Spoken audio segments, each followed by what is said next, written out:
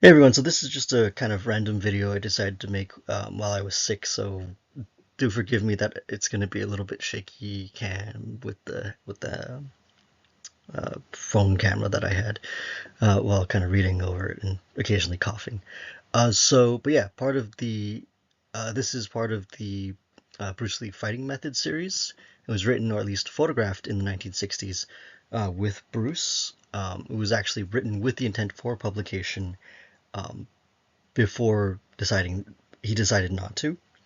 And so it's unlike the Tao of Jikendo, which is actually just a bunch of his notes kind of put together and published, which is why recently there's a book called like Who Wrote the Tao, which is kind of identifying areas in the Tao of Jikendo that is sort of lifted off of other books because they're his notes.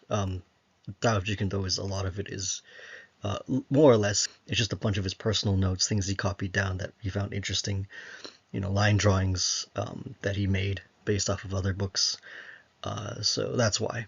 Whereas Bruce Lee's fighting method was actually intended to be a cohesive set, which is why it does have a progression from basic techniques to advanced techniques, self-defense, kind of speed training, things like that. Speed and power training, I believe, off the top of my head. So it's a very interesting series. It does represent kind of a phase in his time, because it's certainly different from things that he did in the Seattle era, where you kind of look up Jesse Glover's stuff, or the who was Bruce's first student when he arrived in the U.S. Um, and his like 1970s material, which would have been a little bit more, even more kind of kickboxing-y, whereas the earlier period would be more Wing Chun based. So yeah, this was then published posthumously uh, by the then editor of uh, Black Belt magazine. So it does have a lot of. It's written with that voice as well. There's kind of notes on some of the context of some of these pictures as well, and it's very interesting kind of representation of what he did at the time.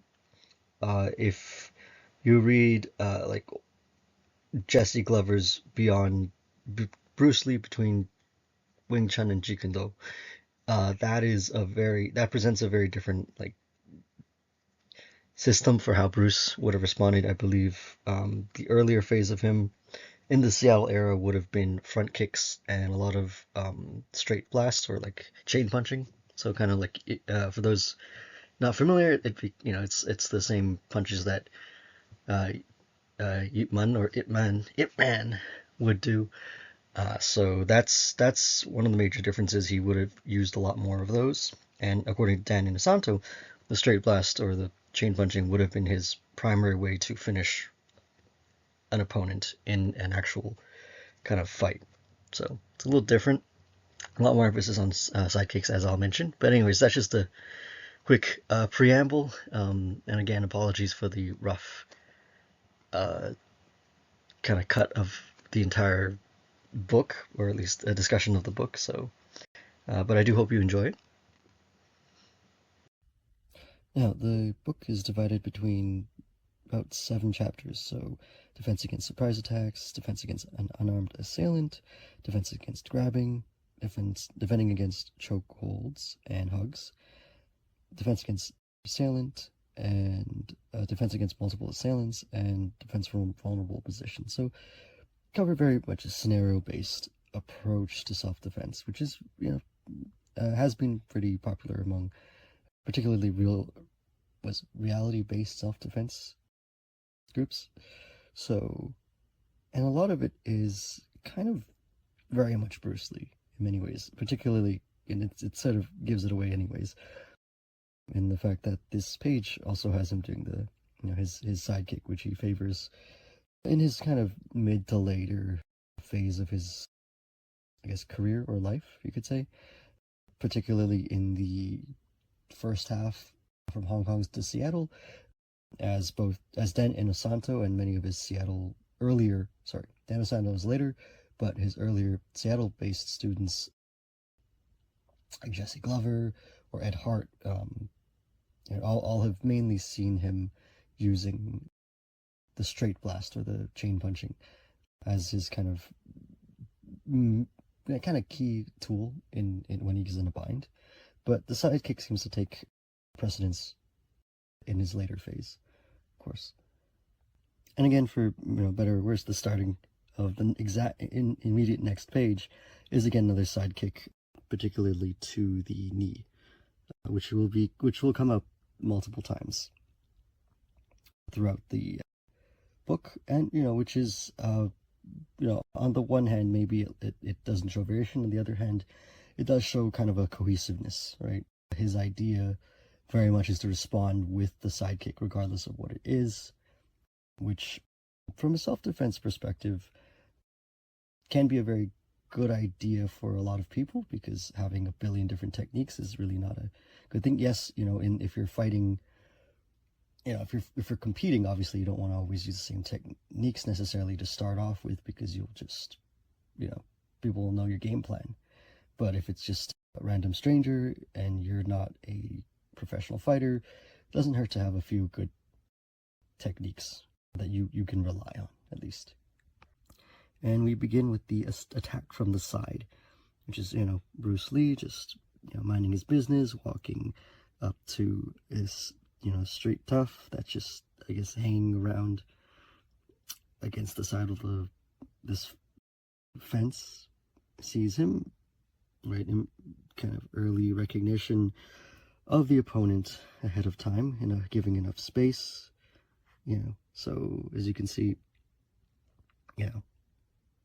an element of focus on situational awareness being emphasized in the text as well as the photos. And then, of course, Bruce, on the advance, initiates the kick to the top of the thigh, right? Which I suppose would be intended for the knee, but this would certainly stop an opponent from advancing, at least. So, again, early detection, early response, catching people on the advance as opposed to being kind of in the pocket, having to deal with punches then that's followed by kind of the reaction of the person taking the sidekick and kind of rushing forward with a back fist, which and he recommends practicing the sidekick on a 70-pound heavy bag to develop good power. So pretty straightforward, actually. Following this, we have the attack while entering a car. So basically kind of the same scenario. In fact, it's in the same location. But instead, he's trying to enter into a car, and the guy goes for a kick, it seems. But Bruce tries to catch it with his stop kick against the knee.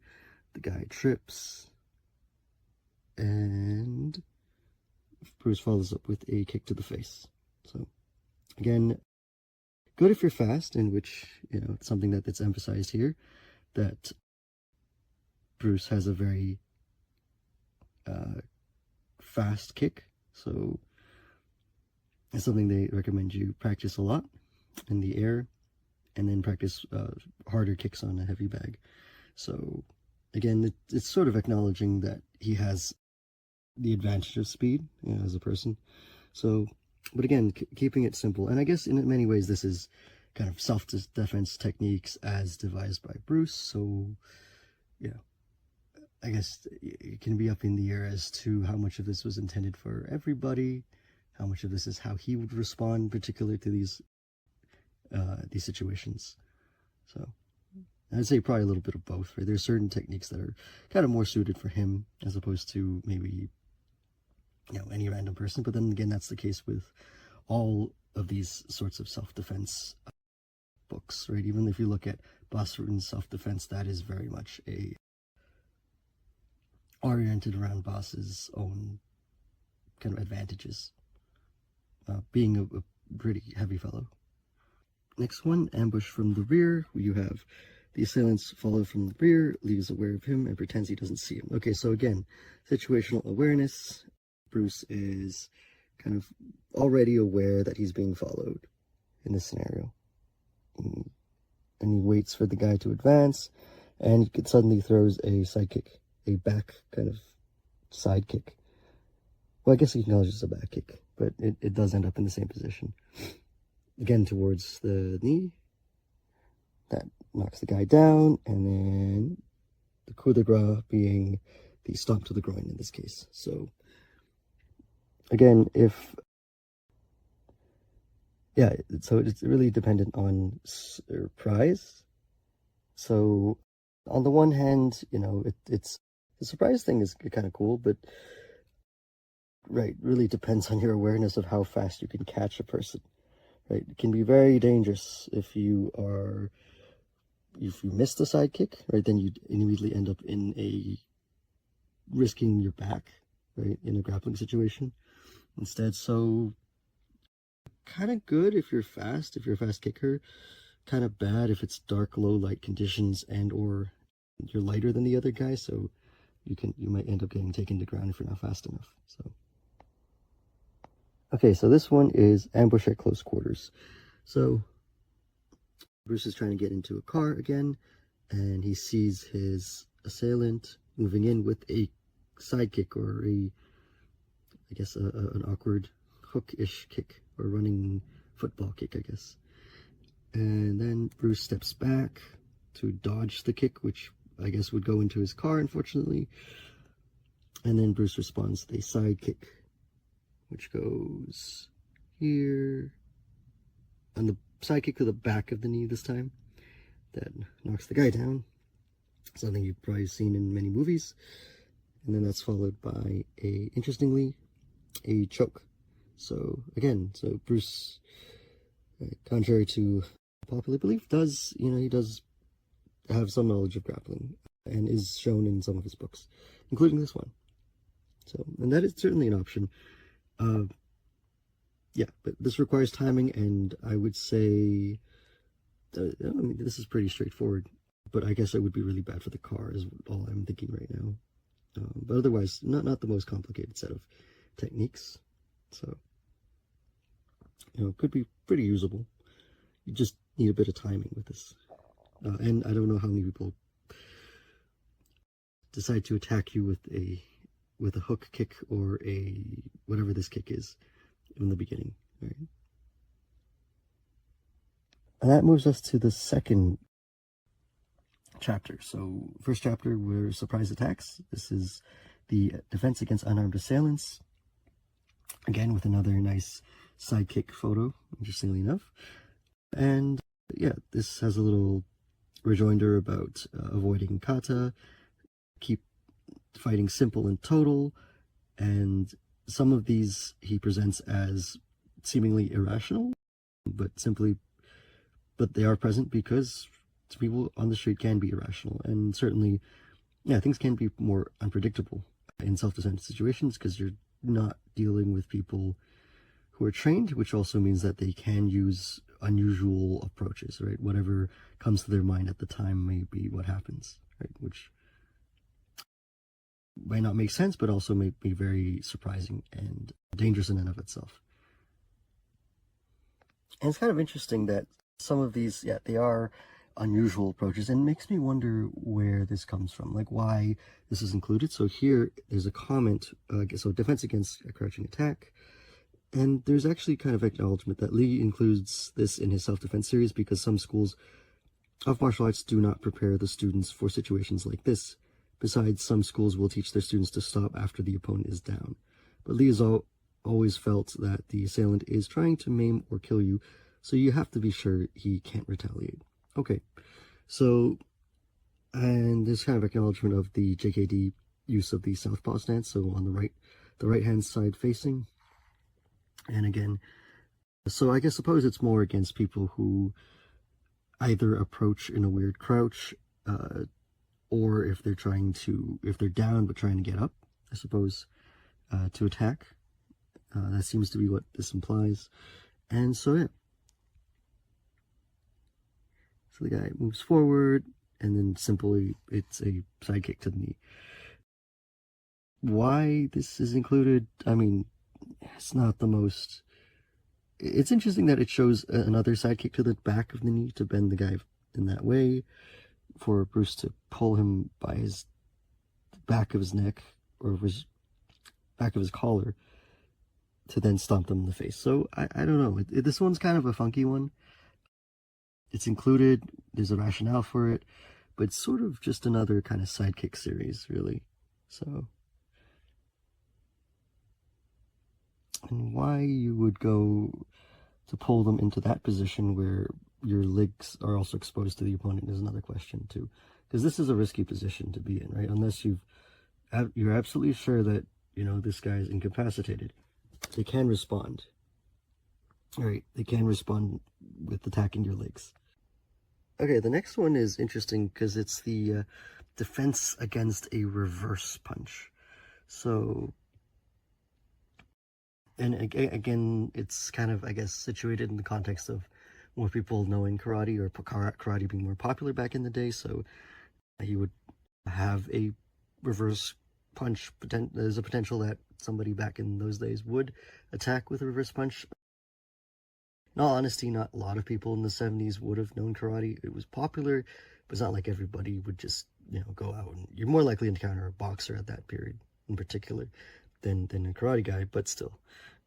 Popular enough that Bruce decided to include that. So many karate schools teach their students to block once or several times before countering. Lee believes that it is more effective to counter immediately, as he has done here, but to do this, you must be quicker than your attacker. Again, there's that caveat of having speed, right? Again, which doesn't always make it the best for general self-defense for most people, but then again, right, that is the case with a lot of self-defense advice, is that there's always that struggle between, making it available or accessible to most people versus kind of everybody using their own natural traits, right? If you do combat sports, if you do boxing, there will be certain things that you can do better than maybe other people that would not be suitable for most people, but you can do. So, but this it's interesting to have this document nonetheless. So you have this. Bruce faces off against somebody. Again, the southpaw lead, right lead that Bruce takes allows him to use the right leg side kick to the front of a kind of orthodox fighter's knee, as well as kind of to jam with his right hand, against the opponent's left lead hand as well. It's kind of his intentional purpose behind that. So this is, I guess, setting up for the reverse punch pullback, I guess a version of the hikite. So, and then kicking on, I guess, on the pullback of the reverse punch. It's not really a reverse punch, to be honest, if you think about it. Kind of looks more like a telegraphed punch of any kind, right? It's not a reverse punch, if you're going to go textbook, is really more pulling the fists back with the fingers facing up. So this is just more like a pullback to the punch, but it's it makes its point, I guess, in a sense, right? If you see somebody pull back on the punch, that's when you should attack, right? And I guess that's a bigger lesson here. And again, it ends up being the sidekick. I guess it's, a sidekick to the groin this time. So there's that. After that, you have the defense against a full swing, which is pretty much the same thing. Let's see. So you have the big swinging haymaker advance, right? This punch from this angle would not even hit Bruce, right? But the guy's kind of running towards him and lunging for the fist. As you can see, there's actually no way that this punch will ever even hit Bruce, right? Unless it's, look at his foot, look at where it is. It's kind of just throwing his body at the guy. And again, the point of that, I think, is the kind of potential for irrational attacks, like people just running at you and trying to take a swing at you, is essentially what this is. But,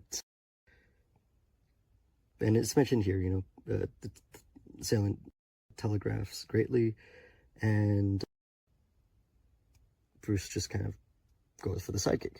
He has enough space for that, which he absolutely does, because there's no real danger of the actual first fist. Of course, there's a danger in that the guy covers ground by swinging and then follows up with the other hand at these swings. But yeah. So again, not the most complicated, and again, basically a lot of the big theme of this book seems to be sidekick for everything. You know, how to defend yourself with the sidekick is basically another title of this book. Okay, defense against hooking punch. Again, pretty straightforward. This is actually just a tighter hook, but again, done pretty wide. You know, and you're just basically just going in and using the finger jab as a response. So nothing very complicated with this one, pretty straightforward, which is good, though it's an interesting question. That hand in that range, Bruce's hands are a little low, I would say, but he has good reaction time. At this range, this is very, very, very close. All right. Definitely the fist can connect, unlike the previous one. And this one's defense against hooking punch number 2. So instead, he's trying to kind of hit on the inside, which again is something that you would see in some of his other books as well, right? You're trying to essentially just, in one beat the person to the punch, essentially. And yeah, Bruce's forearm here is curved upwards a little bit to intercept it at the upper arm to kind of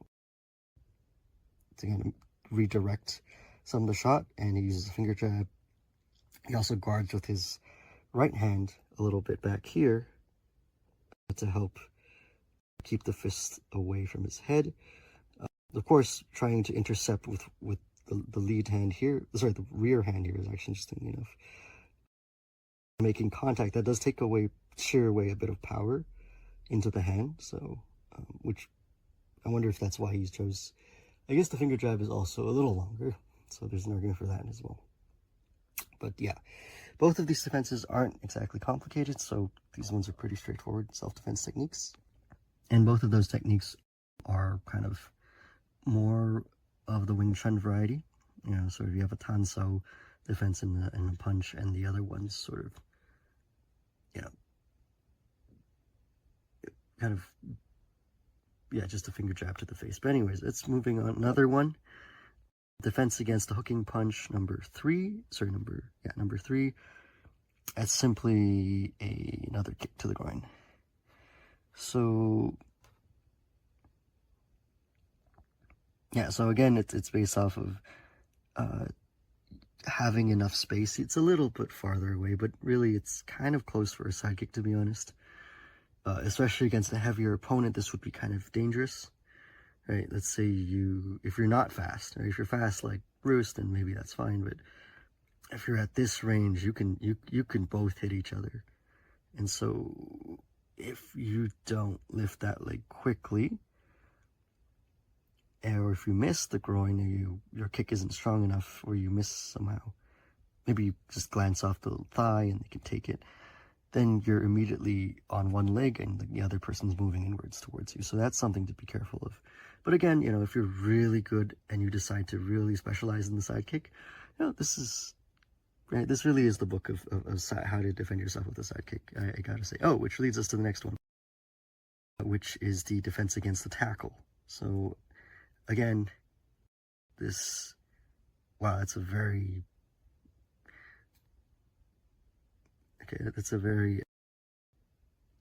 stylized stance here. Okay, anyways, so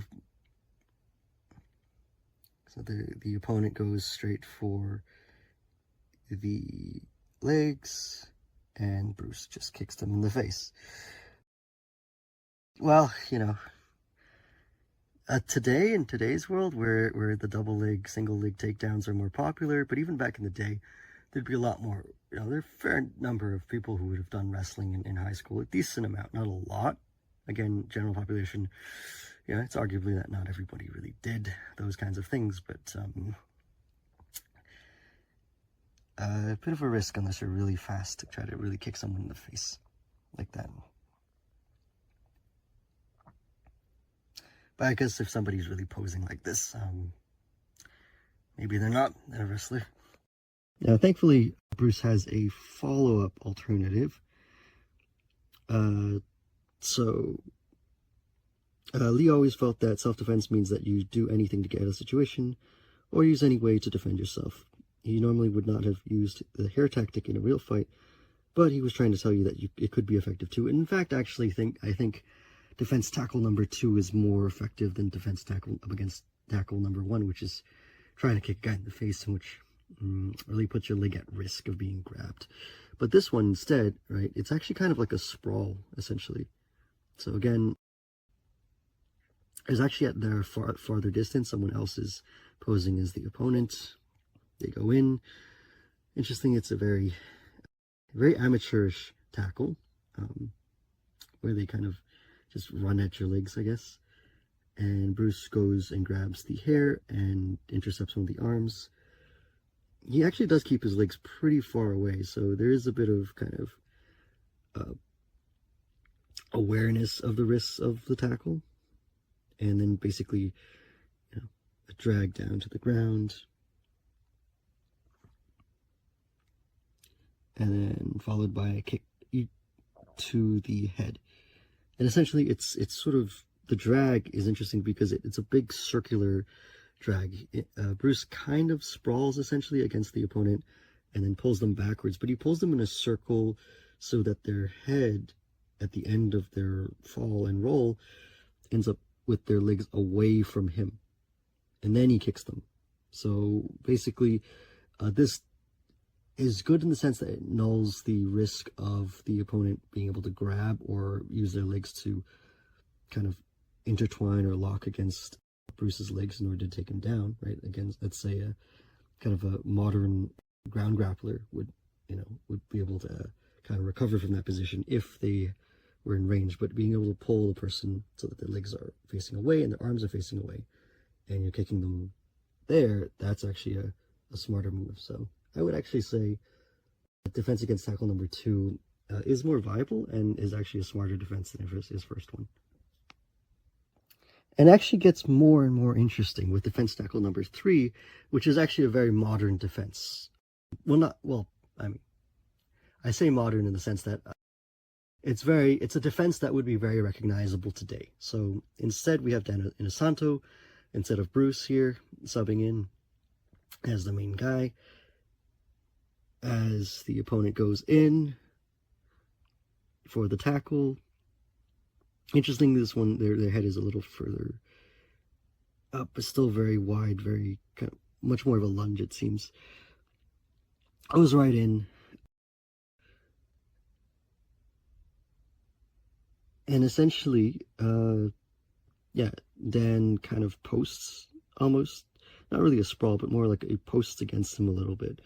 And he moves directly into a guillotine choke. Moving into the guillotine choke, he goes down to the ground. So, though I guess the opponent turns around, so it's a guillotine choke but the guy's resisting, so which is an interesting kind of image, whereas here, so it's not shown to be absolutely clean, but it's certainly,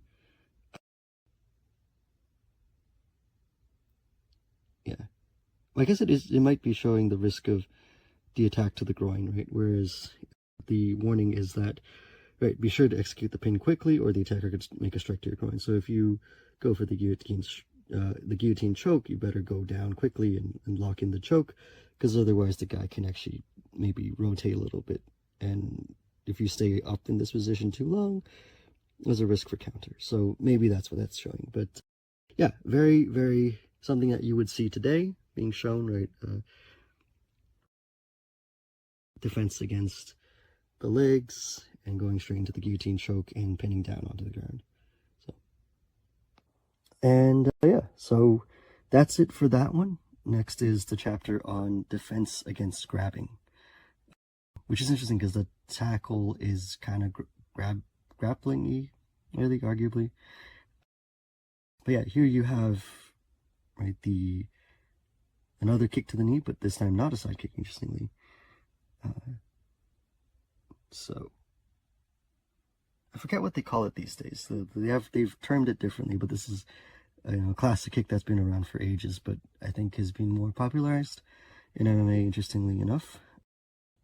So, but yeah, very, very well-known kick that you can find in Wing Chun, but also Savate, both of which are influences on Bruce Lee, of course.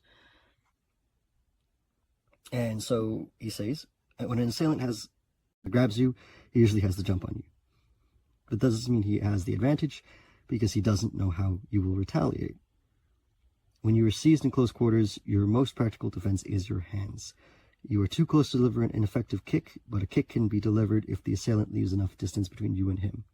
For instance, if he grabs your wrist, you have room for a shin or a knee kick. So, generally speaking, yeah, it makes a lot of sense, right? When you are grabbed and at really close quarters, it's not the best idea to lift your leg up. Though I guess, if you are if your arms are anchored enough, it would be a good idea to go for the shin or knee kicks. So the next is the defense against the chest grab. So that's just a basic shirt grab. So it seems shirt grab followed by an attempt at a knee to the groin. It seems kind of far for a knee to the groin, and Bruce blocks it with his hand, and while grabbing the other person's arm, and then twisting to the side, I guess to put pressure. He puts pressure on the elbow. I mean, something that you do see sometimes in some self-defense. This what do you call those things? Those performances, defensive. I guess, man, I'm sick, so I'm forgetting words right now. But yeah, it's one of those showcases of self-defense techniques. So yes, puts a bit of pressure on the elbow and goes for the groin, follows up with a kind of, what do you call it, a yoke hand strike, or a web of hand strike. So basically just opening your hand and you're just shoving it at the guy's throat and just pushing or shoving the guy down onto the ground. Yeah. And he jumps high and he goes for a stomp, essentially. So interestingly, it does show the kind of danger of it. So yeah, so here you have the problem with that from photos 5 to 7, you cannot drop your assailant down unless you use one hand to shove while the other is used for grabbing and pulling in a clockwise manner. So yeah,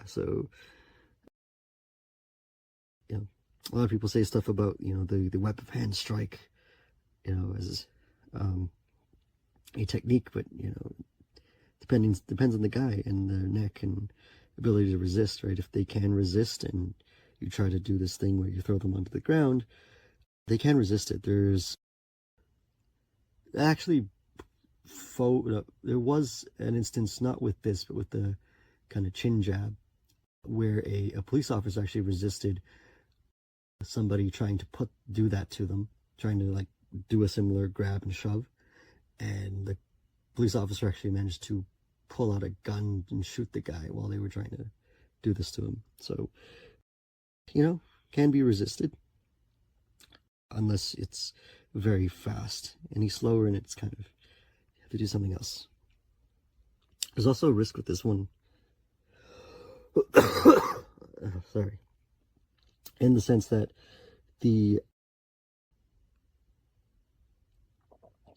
as you can see here, once Bruce knocks him to the ground, right, this guy's hand, Ted Wong's hand, very, very close to Bruce's leg, right? Very, very much a risk of getting grabbed.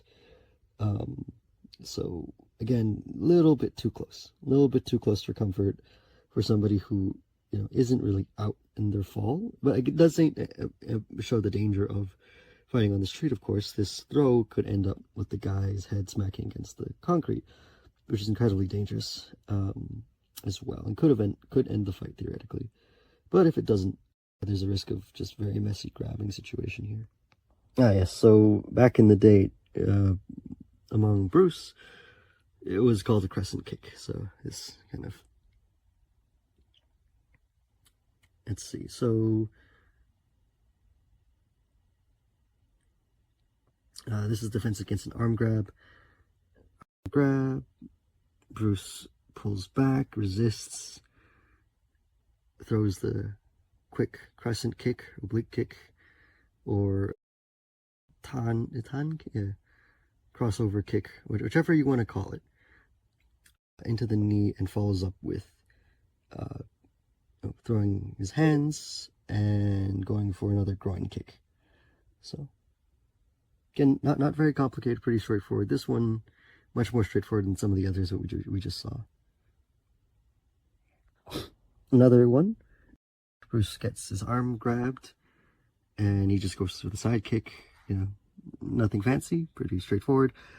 This is something that was taught in the 70s, 80s, 90s, particularly with JKT, Kung Fu, Karate.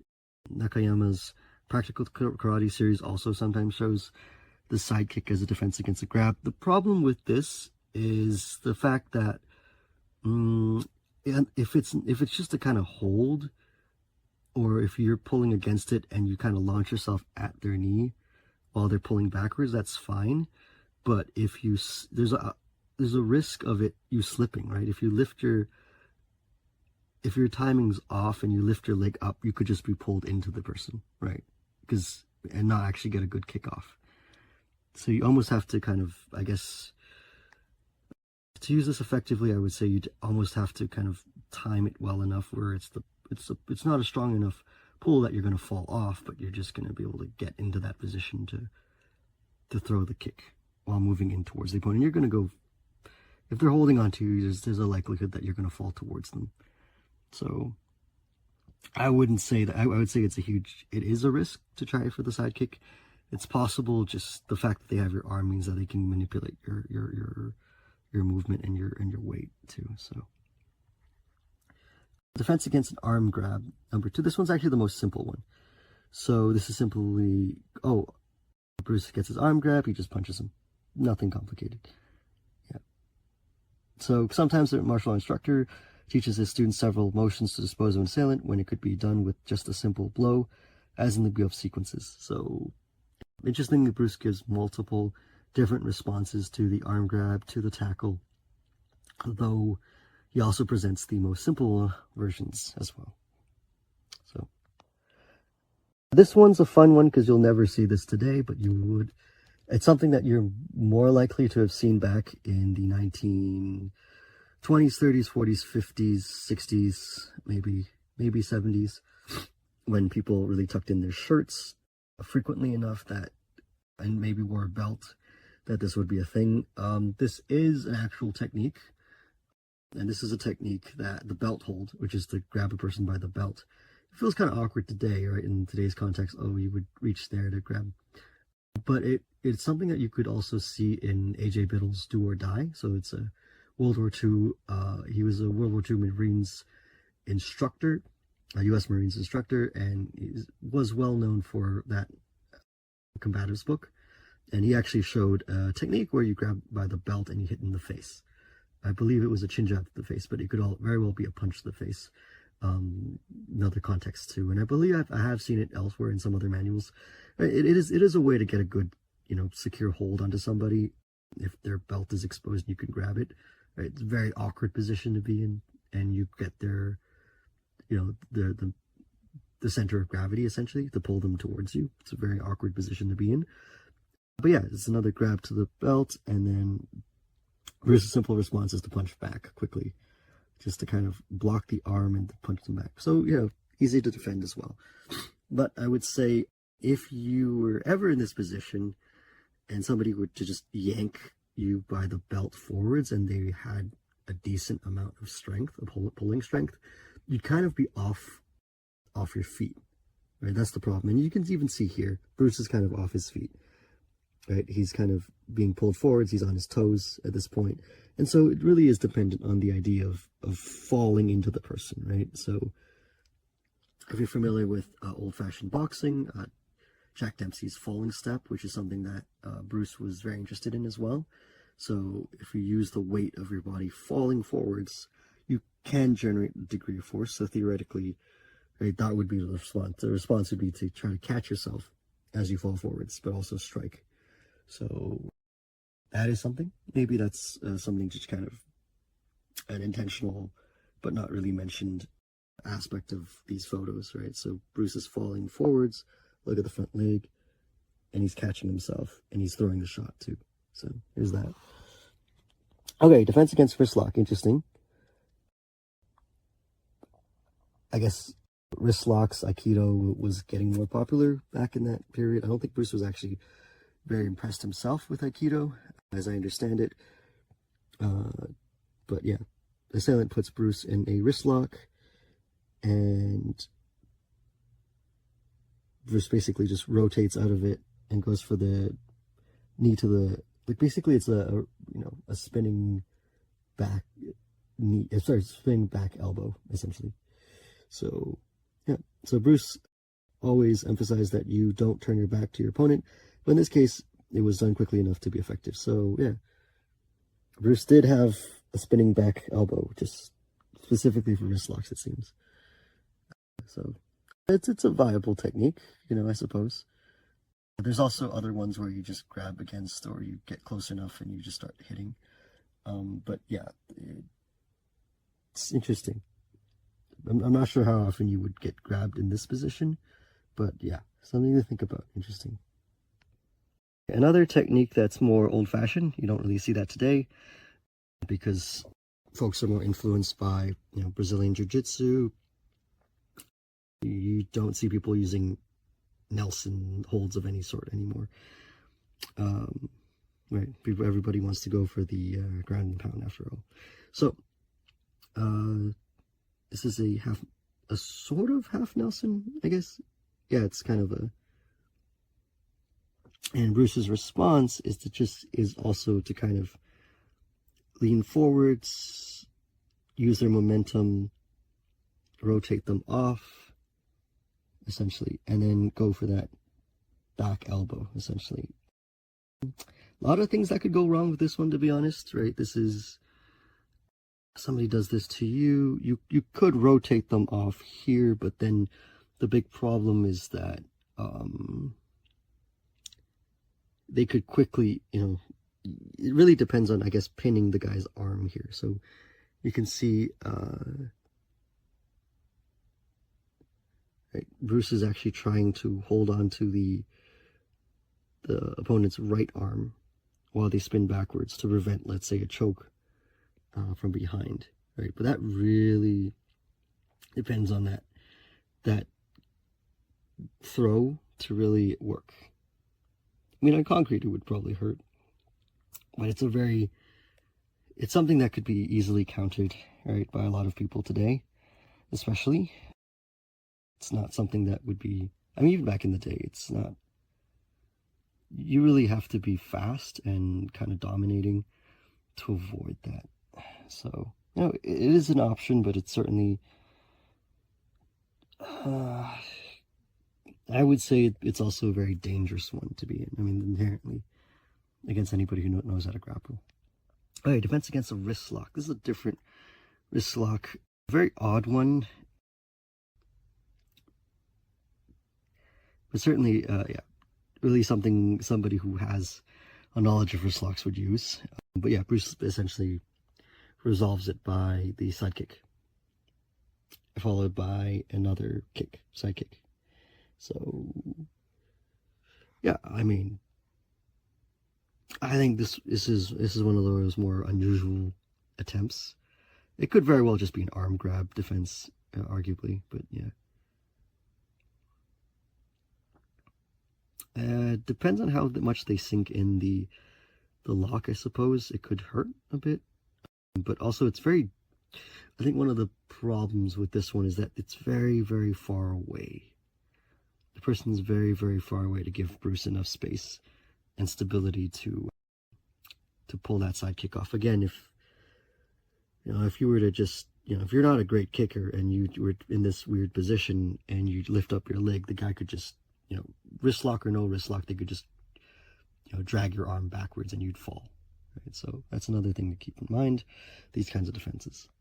Back to some very straightforward and very logical ones. Defense against two-hand chest grab, simply punch them in the face.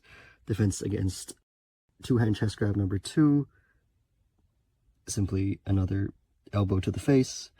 So yeah, so Bruce has a lot of straightforward ones, but some of them are a little bit, I would say, dependent on his love of sidekicks. But you know, some of these are very straightforward, very reasonable defenses. More really good, short, simple ones. Defense against the shoulder grab from the rear. Okay, you're grabbed from the rear. Just back fist them in the face and follow up. To have power in your back fist, you have to step back slightly and apply the punch by simultaneously rotating your hips. So again, you know, putting more of your body into that backhand. Defense against a one-handed chest grab. Okay, I thought we covered this already, but interestingly it shows up again. So chest grab, and then it's actually just, this is the last one that something similar to what we saw last time, but yeah, it's the kind of finger jab followed by a punch to the face. And again, a reference to the Wing Chun by James Yim Lee, which Bruce actually also wrote and features in. More wrist lock defenses, again, interestingly, showing the interest of that time period in countering wrist locks. So yeah, so this is just basically spin around, similar to that, you know, backspin elbow. This is a backspin kick. It isn't common for someone to catch you in a reversed wrist lock, but in case it does happen, you should be ready. So again, you know, the intention of some of these doesn't seem to be simply, you know, most common attacks, but also weird attacks, or what we can call irrational attacks that you might see. Okay, which, you know, people who might have watched some martial arts demonstrations, that's the word, demonstrations, might just end up trying on you, I guess. Defense against a back arm lock. This one's applied very interestingly. And again, they use the back kick here. So sometimes an eligible assailant will place his foot and body close to you, so you can't retaliate with the kick. So their solution is maneuver your body so there's enough space to deliver it. Wonderful advice. Too close to kick? Well, move a little bit, and then you can kick again. Yeah, so sometimes really they like their techniques, and I guess Bruce Watt liked his techniques, wanted to stick towards trying to make them work, which, you know, is fine in many ways, but not something everyone would recommend, I suppose. I don't know what it is with the chest grab, but, you know, I guess it is just very popular in both self-defense circles and just, yeah, I mean, self-defense circles love dealing with the collar grab a lot. So this one shows up again, even though we've kind of covered it, and again, punch to the face. But there's a different follow-up with Dano Santo here. He goes for the kind of osotogari, kind of throw to the ground, essentially. And instead of a punch to the assailant's jaw, a finger jab will be just as effective. After dropping the assailant, you can also hit with the hand or foot. So, yeah, just adding an osotogari throw variation to this defense. Okay, now I think the grabbing section was kind of messy in comparison, but then we move into the chokeholds and hugs, with Bruce demonstrating the classic, you know, fist strike to the groin as a defense against the back bear hug, essentially. And he emphasizes a good martial artist is always aware and alert, should never be surprised. Again, situational awareness being important. Okay. And again, he also demonstrates these elbows, head and strikes to the groin. And not surprisingly, a lot of this is more of the same. So defense against the front choke, finger jab to the groin, finger jab to the eyes. And he seizes the wrist in order to relieve pressure on the throat. And then Bruce follows up with a knee to the groin. So, again, pretty straightforward. Okay, defense against choke, front choke. Number 2, kick to the groin. Next is a series of headlock defenses that are, portrayed back to back. So you have first you have the finger jab to the eyes, and then you have the same position where you kind of lift your arm up and around to try to catch them on the eyes or the chin to pull them backwards. Very, very popular classic self-defense strategy response to this. And then you have the strike to the groin, hammer fist to the groin to try to resolve that. So these are these are very popular defenses, right? Interestingly, there's one of the other solutions that could be done with this one, if you have a modicum of strength, is to kind of lift them by the legs as well and just dump them onto the ground, which is more popular for folks trained in wrestling or Brazilian Jiu-Jitsu would respond more with that, I suppose you could say. Yeah, so whenever you're caught in this headlock, you must act fast with a counter, or else the assailant will drag you to the ground, making it harder to free yourself. So, again, yeah, this is a recognition that this is all momentary. Right? The finger jab might work to ease up on it a little bit, then you got to get out of it. Interestingly, there's no follow-up here as to, well, what do you do afterwards, right? Do you finger jab in the eyes? Are you just going to pull yourself out? How do you pull yourself out is not really shown in this series. And again, unfortunately, a lot of they're very popular and in many ways good if you can get them up and do them, but can be a little bit dependent on being able to get these positions, right? Again, this one is defense against rear stranglehold. Assailant strangles Lee from the rear and also sees his right hand. Bruce moves slightly to his right and applies a left elbow strike to the assailant's ribs.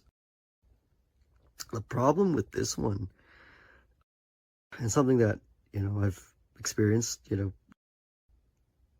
more in when I was a high school student, is the problem with these back elbows is that if you're way too close, you can't get the point of your elbow to hit the body, right? You'll end up with your tricep basically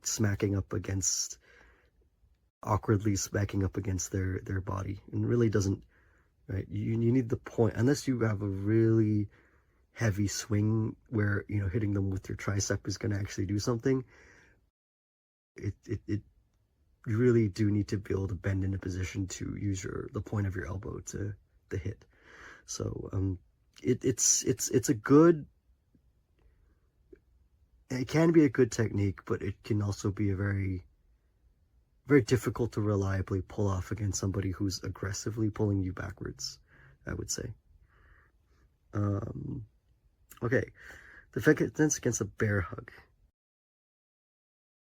Okay, this one is more kind of immediately you have enough space, you're angled correctly, and you can go for that groin strike. And again, it really depends on your opponent being in an ideal enough position to aim for that. And it's possible, but you'd have to be fast, because once the bear hug or these chokes sink in, you're not really going to get any power, right? So that forward bend to maintain some balance is important. But yeah, you can do this maneuver only by constant practice, as there are several coordinated moves that you have to do in a split second. Especially true if the assailant is a strong person. So I suspect some of these are almost like Hail Mary responses. Like, it's not that Bruce believes that these are absolutely amazing techniques, but rather, well, if, you're kind of in a bad situation, which is something that is emphasized early on, right? Situational awareness first to avoid this. And this is kind of like the emergency way to try to get out of it. But again, kind of once you hit them the groin, trying to get out of this position isn't really shown. Defense against a bear hug, similarly, again, this one's more of an attempt to elbow into the face. And again, that really depends on how heavy the person is and you are, right? Because if the person's closer, right, they might not leave their chin out like this. They might, bury their face against your shoulder or your back, which nullifies this technique completely, right? Because they're too close. All you're going to do is to swing your upper arm against the side of their face, which and not quite effectively either, because you're stifled by just them being up close against you. Yeah, maybe your delt will go into their face instead. So something to keep in mind. This one, defense against a lifting bear hug, so you lifted it up into the air, and the idea is that you swing your legs in midair to try to hit them in the groin. Very possible. I mean, in this situation, not much else you can do really, because you're completely off the ground. Right, the next thing that's going to happen is you're going to get dumped onto the ground. So, you know, it is very much a Hail Mary response to such a situation.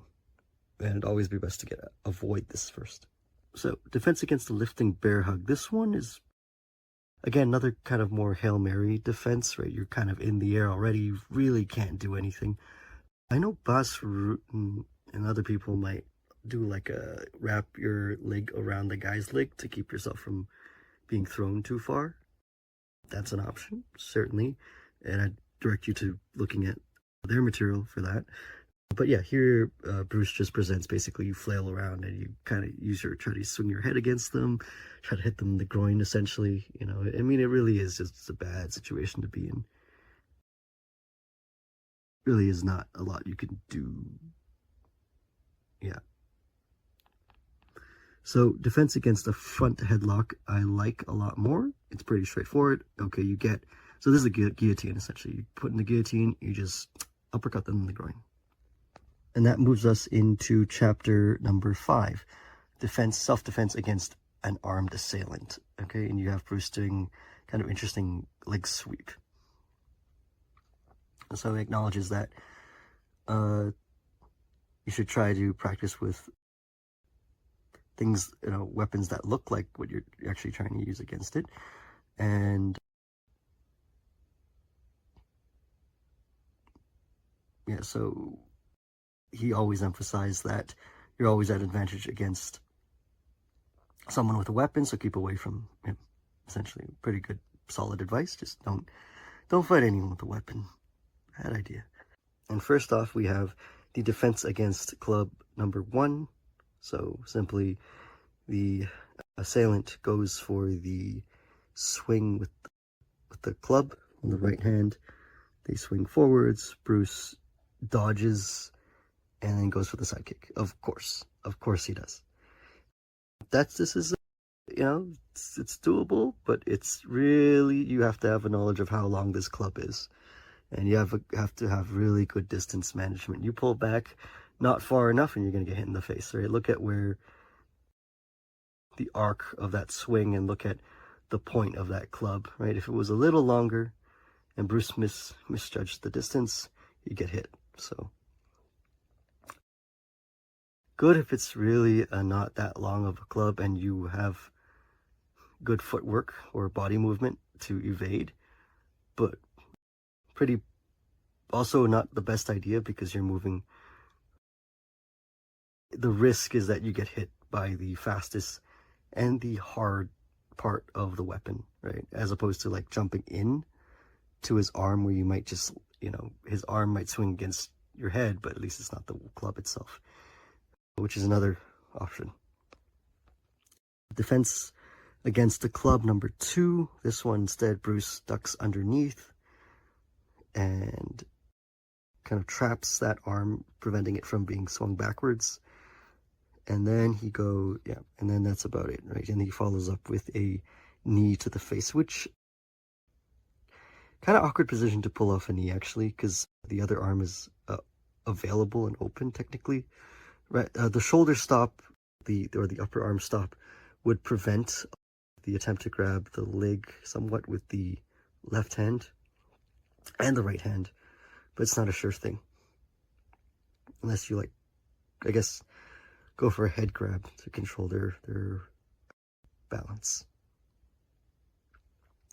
Defense against the club number 3 is simply to almost catch it, basically. It's more like a jab against, like if they jab you with the club. You know, who would do this?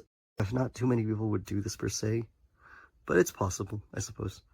And basically Bruce is just a low block and a strike. Yeah, and again, he notices the fact that, it's really, a risky thing to do. But the next one is, interestingly, a defense against a staff. Who would be walking around with staff? I guess more realistic version would be like a broomstick or something like that. It's being swung at you. And you could be basically Bruce's idea is that you go in close enough for a punch to the gut, basically. Yeah. Right. So interesting. Bruce is kind of launching off of his back foot and moving forwards. Right. This is a photo taken off at the initial launching point, which is why he's leaning backwards, but he's launching himself forwards for that punch. And then he's following up. He's pulling, so he punches, and he tries to do a sweep by dragging the leg to widen the opponent's stance, to take him off balance. And he's going for that kick, follow-up to the body. So, pretty straightforward in many ways, but I would say from here, you just closing the distance is the thing, right, with this. But again, this is better than trying to dodge backwards sometimes. Just not a good idea regardless, just to fight anybody with a stick. And this period, Bruce really loves kicks a lot. So here's defense against a staff ducking. So instead you duck underneath the swing. This swing is a very, very horizontal swing. If it was angled a little bit off, Bruce would be somewhat more at risk. So Bruce waits for the swing to pass by, and then he goes for a kind of running knee to the body, essentially, or a running, it's more like it's a roundhouse kick to the groin is what it is actually. Bruce actually gets quite close for that one. Okay, so this one is back to similar to the first club defense, which is, I guess he calls it eluding. So waits for the person to swing, he kind of snaps back to avoid the swing, and then he goes forward with the roundhouse kick to the face. Again, I mean, if you want to use high kicks, you got to be pretty good at it, I would say. And also, there's a huge risk with judging distance with that stick, right? How far you are if you snap back enough for that to avoid it. This is almost the same exact one. Defense against the staff, eluding. He eludes again, but he's either farther distance. So Bruce he does what might be a pendulum step, and then he goes for the kick. Okay, defense against staff thrusting. So this one's another kind of jab thrusting defense. This actually almost looks like one of those World War II period bayonet defenses that you see, and Bruce had some books of. I know that because that's some of the books that were featured in the Hong Kong Heritage Museum. One of the iterations of that exhibit had like a bunch of the different books that he had in like an iPad that you could look through, and so he did study some of those manuals. And so, but he of course replaces it with something of his own flavor, which is instead of a defense and a groin kick or something, or low side kick, he does a fancier side kick to the body. Okay, this is another thrusting defense, and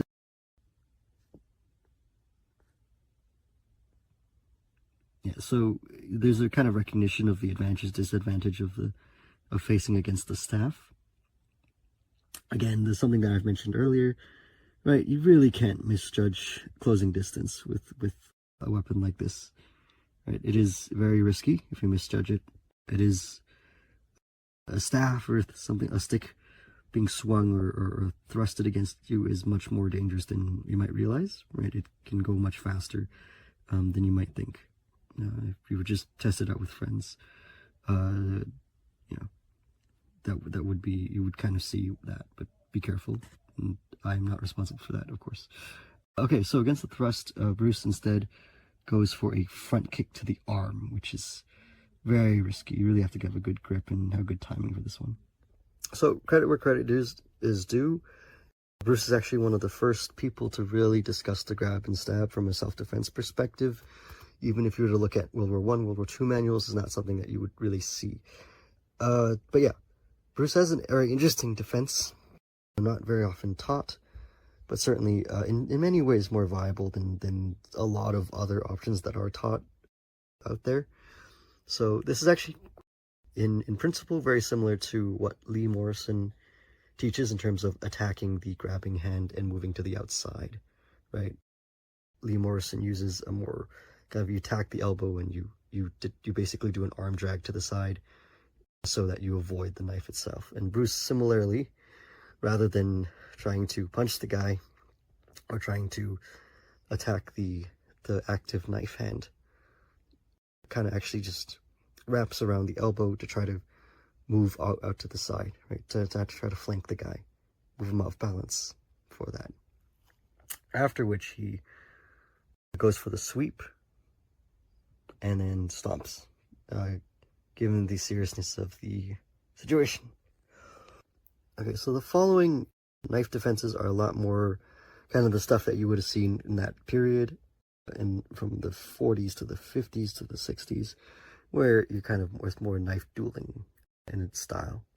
But yeah, Bruce basically fakes high with this defense, and then he goes for a very, very low kick, almost like an instep kick of sorts, going for the ankle, it seems. So, and also being out of range for the knife to cut onto the leg. So there are some additional considerations, it seems, that Bruce considered when it came to knife defense and using his sidekick, but nonetheless, he's something that he really, really liked to use in this later period, or I guess mid to later period of his life. Next one is very much the much maligned kick to the hand against the knife hand. Yeah, very, very risky technique. A lot of coordination, fine motor movement to catch it. Certainly not something that would be very viable in the dark. But yeah, kind of a Hail Mary technique, I would say. It really depends on the person having a light enough grip too.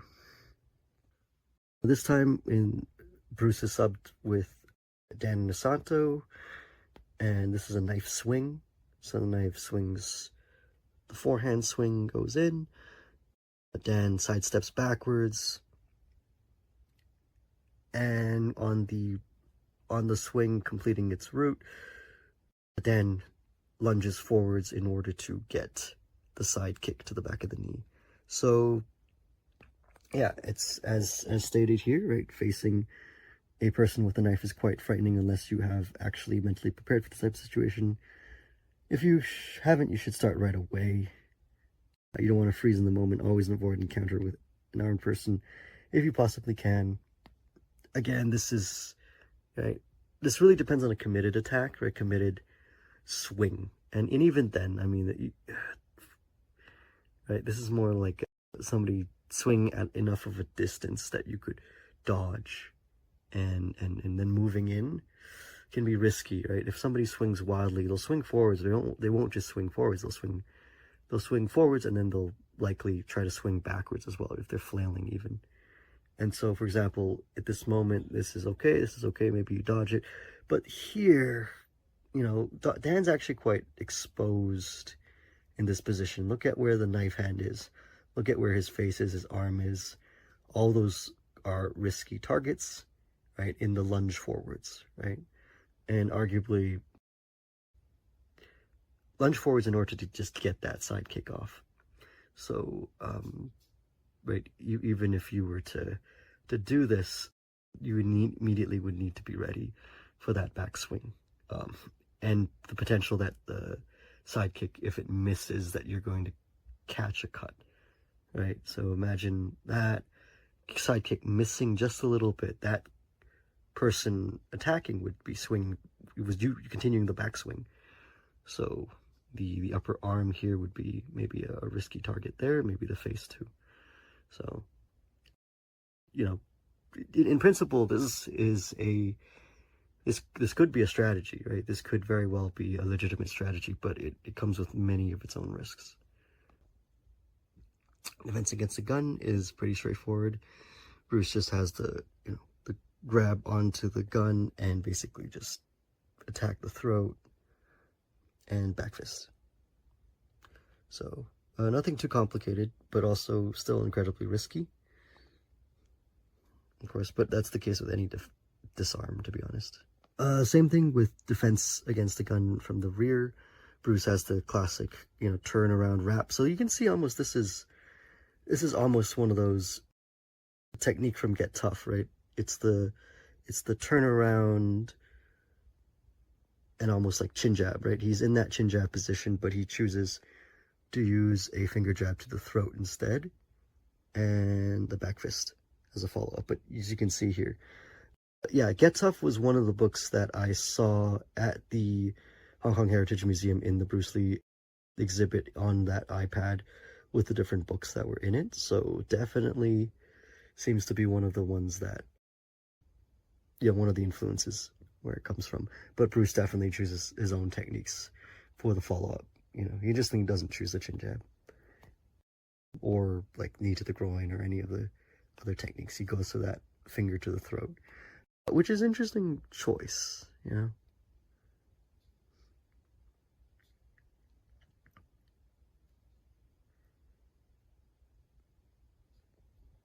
And with chapter 6, we get to defense against multiple assailants. And here we have kind of very, I guess, more theatrical movements. And I mean, with multiple assailants, there's really, it's kind of even more risky opportunities, or sorry, risky scenarios to be in. The multiple attackers. So the first one, rear and frontal attack. So this is pretty bad, right? You have your opponent, you're in between both opponents, right? One has you from behind, the other one's facing you in a very fancy stance. And yeah, I mean, this is just inherently one of the weird things I think with this, and I think a lot of self-defense literature, is the sheer distance, right? The first one grabs you, but there's like at least one or two steps before the third person who's not holding you can still advance, right? And that's a lot of space, right? It may not actually be the amount of space you get. And so Bruce uses a back fist to the body. So that's something that you might also see in Nakayama's Practical Karate as a kind of a back fist. Nakayama uses more of a back hammer fist, whereas Bruce uses one of his classic back fists. Very kind of somewhat choreographed, right? The timing is that Bruce level changes down to avoid I think, is that Dan Inosanto? Dan Inosanto punching while he takes that backswing to the ribs of the person holding him. Bruce then returns with the same hand, so backhand, and he turns that into a forehand punch towards the throat, or finger jab to the throat. And then he switches back to the other person, who, is that Ted Wong? Ted Wong responding back, trying in that crouch position that we saw earlier. And then Bruce does a back heel kick to take that guy out. So, again, actually very reminiscent of Nakayama's Practical Karate series. The next one, Bruce has defense against being pinned against the wall by two people. Bruce, of course, sneaks in that sidekick while essentially just using his palm to catch the other guy's fist that's holding him, from the guy that's holding him, right? A lot of coordination in this one, really. And then following that, Bruce goes for turns that palm block into a punch to the face, and he follows up with a groin kick against that person too. This one, defense against assailants from a lying down position. A lot of these actually remind me of like comics, and I wonder how many of these like images actually influence or inspired, the kind of Batman comics you see in the way that they manage multiple opponents, because it reminds me of that. And I'm a big, fan of the of the Batman comics. Sorry, I'm still recovering. So yeah, Bruce has the is on the ground, and he covers up to, I guess, both look like he's, asking, for mercy, but he's also kind of covering against potential kicks to his face. And then he goes for this quick side kick to the knee as the person approaches. And then he goes for, he kind of goes for both the defense and also grabbing the person's leg to trip them, or to block them at least. And then he swings that same side kick over to being a groin kick against the third opponent. So very much something that, very stylized, something you would see in one of his movies maybe, but also something you might see in a comic book almost. A lot of space management in this. Alright, this one's a defense against ambush from assailants. So this one, right, Bruce walks over to see two guys standing, one against a wall and one kind of in the middle of a road blocking the way.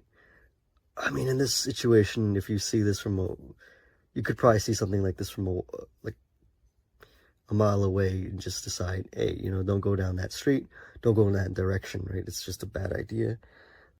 But yeah, Bruce decides to walk anyways. He walks towards the person, and the first person, lifts his hand out, grabs Bruce. Bruce, of course, goes for a pretty straightforward, punch defense, right over, basically a cross over, and knocks the guy down, or moves the guy, and then he moves the, I don't know if that's really Dan Inosanto, but let's say Dan Inosanto moves him out in front of the third opponent that's still approaching, right? So he's kind of lining them up, so that's a good kind of what is now more popularized as one of those strategies against multiple assailants, is to kind of line them up, right? Line them up so you see both of them, so they get in each other's way rather than them surrounding you. And then Bruce waits for the guy to come forwards, and he goes for the sidekick while the other guy's on the ground, kind of as an obstacle. Whether or not you should, this is a good idea, but I mean, this, I don't know if it's necessarily a good idea to wait for the guy to come so close and then try to kick over the person that's on the ground. Like, that seems risky. Like, unless you've really knocked this guy onto the ground and he's out, he could still grab your legs while you're trying to deal with this third person walking in. So, but yeah. Also, again, very, very much, very comic booky to me, right? Reminds me of something out of a Batman comic. This one's almost a defense against a bear hug and a frontal attack, so very similar to the first one, the earlier one we saw. Instead, Bruce goes for a classic kick to the groin, and then he tries to throw the guy off using his hips, and he goes for the finisher against the person that was, putting him in a bear hug.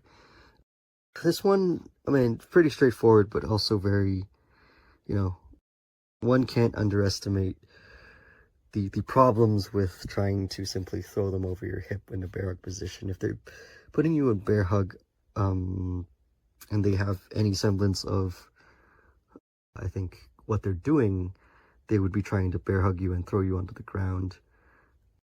But if they are just, I guess, holding you, right, then they might be looser. But then if it's looser, that's the thing, right? Something like this, you can't really throw someone over your hip if their hips are all pushed back like that, right? You're not getting any leverage.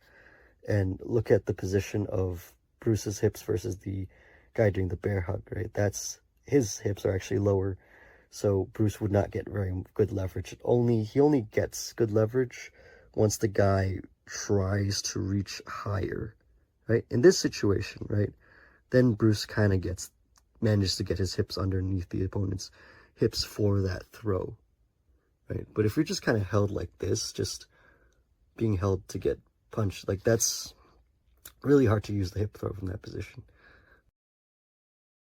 right? So this is more like, the way that this is affected is more that Bruce kicks him in the groin. The guy doing the bear hug seems to panic and just try to hold Bruce, right?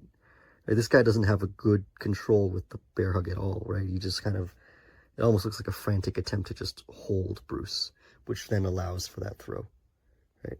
If the person was aggressively using the bear hug as a body lock, Bruce would be off the ground and probably thrown onto the ground, as you see from one of the earlier series that we saw with the bear hug. Right? So very situational. And again, despite what I'm saying, which may come off as criticism, I do quite like these kinds of imaginative scenarios that Bruce is trying to incorporate. I mean, it's multiple scenes are just inherently bad situations, but it's interesting to see what Bruce comes up with in these situations. This one works very well as a movie almost. I wish I had a video of this. So so we have the defense against a bear hug and its 2 frontal attacks. So Bruce is once again somehow in a bear hug, and he goes for kind of the strike to the groin almost. And then the first person, aside from the person doing the bear hug, waltzes in, runs towards him, and Bruce does this very interesting double combination. So the guy giving him the bear hug has been hit in the groin, so I guess he's released Bruce in a sense. And then Bruce goes for both a backswing. It seems to be like a backswing defense and a punch. Right. So he throat chops the assailant A. So that's the bear hug guy. So he goes throat chop and punch combination. And then a third guy, I guess assailant number C, runs with his fist wide open like that. And he gets a sidekick for his trouble. So, and then that throat chop turns into an arm grab. So it's a very kind of choreographed, but also very fun series to look at, right? See that here, throat chop, punch, throat chop turns into arm grab and sidekick to the third guy as he rushes in. So nobody's actually on the ground, so unless these strikes are really, really strong, Bruce is still in trouble. But it's a very cool image, and this is almost exactly an image of that you do see in a lot of modern Batman comics. Okay, this one's another full Nelson, which again, not as popular these days. But yeah, this is a defense that you see in like a lot of old-fashioned movies, right? The protagonist gets grabbed, he kind of does a quick jumping kick to the third person running in. You see this in a lot of different movies. And then as the guy, after he kicks the third guy, as he falls down, he gets the leverage of his body weight pulling down on the guy holding him, and he uses that for a stomp to the leg, and then he tries to swing the guy off him, essentially. So, yeah. This one's interesting because it's more aiding a friend or a victim, and very, very straightforward, very practical. Somebody's threatening your friend, grabbing by the collar and threatening to punch them, or already punching them. You waltz in, making your best face, and you grab them by the back of their collar, and you kick them in the back of the knee, and you pull them onto the ground. And I guess, in a sense, this is a good technique because you're basically pulling them off your friend without a risk of hitting your friend, essentially.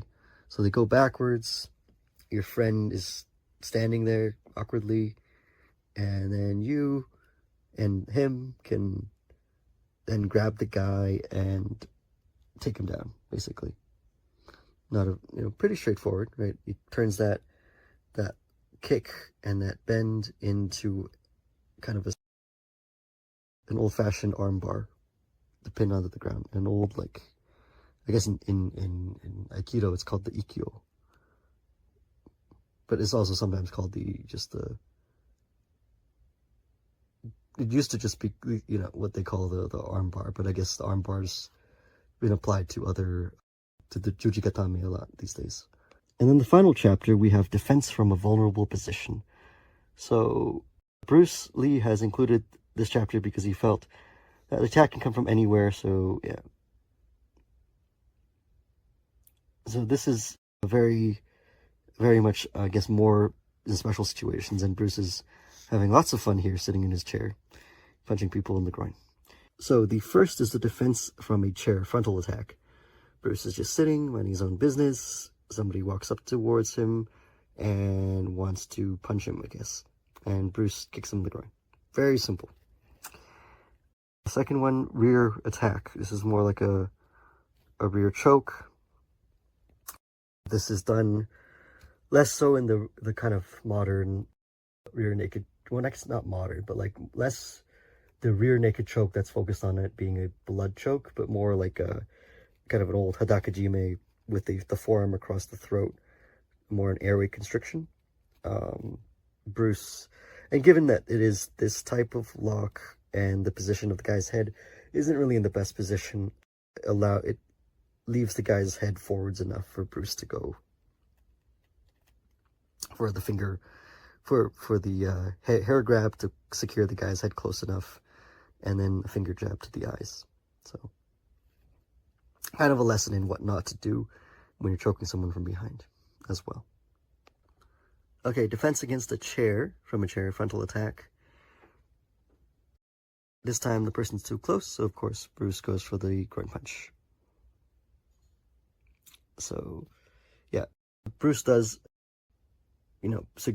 add the problem of, like, if you are too slow, right, it really is attacking on the advance. And again, I think the danger that's not shown by Bruce kind of smiling, or I guess grunting, is the fact that when you're in the chair position, as mentioned in the comments, right, you can be off balance very quickly, right? If you don't act quickly, you can be just dragged off the chair, and you'll fall off the chair and be controlled on the ground very quickly. Which leads us to the next one, actually, defense against from a lying position. You have a headlock. These aren't all the best images, but okay, they have a headlock against the ground, and basically Bruce's idea is to pull on the ear, basically. So this is, I guess, a scarf hold, is what it looks like. It's a scarf hold. You're underneath the scarf hold. Bruce suggests you pull on their ear. It could work, depending on the person, right? If they worried about injuring their ear, but if they're very committed and dedicated to going for like a choke from the scarf hold, that wouldn't be the best defense. And again, some of these ground defenses aren't really dependent on pain, and it's something that's still very popular in modern self-defense circles, right? The idea of grabbing people in certain places in order to get effective release, but which, again, against a very committed opponent can be very dangerous. So here you have Bruce, or at least the person defending, at the bottom of a side control. And then the idea is just to grab the ear until they let go, basically. Yeah, basically that's it. Somebody has side control over you, grab the ear, and you just, I guess, hope that they let go. And you also can apply an elbow blow to the body, which is possible. It's like a 12-6 elbow and an ear grab. Yeah. So if you're close enough, and again, this runs into the same problem as if you're too close. If the person has body lock position on you, and if they're a little bit higher on your body, it'd be very difficult to pull off the elbow, because you're more likely to swing your tricep against them rather than your point of elbow. You have to have enough distance. So I suppose you could try to get into position for that side elbow if you were to use this defense, but yeah. So, and again, if it's kind of a wild card. What happens if you grab people by the ears, right? They could not like it and let go and be like, that's really weird, and that feels really awful, and they don't want to deal with that. But they could also get pissed off and try to attack more. Maybe they'd also go for the elbow to your head, which is, very much a possibility from this position, or they would do something else, depending on what they know. So that can also be very dangerous. it could also not have an effect if they are kind of not in the right state of mind to really care. Okay. Defense from a lying position. Choke. Here's another one. This is a front choke. This is very standard front choke on the ground. The idea is just finger to the eyes, I guess. Yeah, so it's very difficult compared to a upright position, as you're not mobile, and it can be more easily overcome by two attackers. So.